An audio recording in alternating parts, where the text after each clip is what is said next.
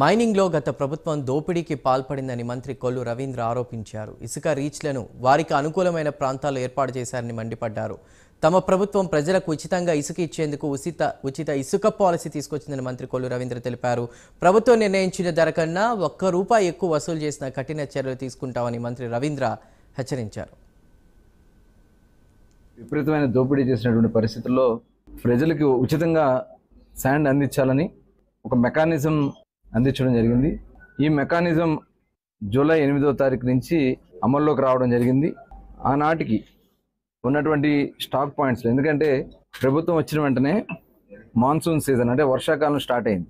June నాటి నుంచి June, July, August, September పాటు మన అక్టోబర్ 15 వరకు మాన్సూన్ సీజన్ కింద మరి ఉన్నటువంటి పరిస్థితుల్లో రీచెస్ నుంచి ఎక్కడైతే మనకి నదీ ప్రాంతాల్లోంచి శాండ్ తీయటానికి ఎన్జిటి నేషనల్ గ్రీన్ ట్రిబ్యునల్కి సంబంధించి కొన్ని నిబంధనల్ని, ఎందుకంటే లాస్ట్ గవర్నమెంట్లో వాళ్ళు చేసినటువంటి తప్పిదాల వల్ల చాలా కఠినతరంగా ఈ నిబంధనలు పెట్టడం జరిగింది.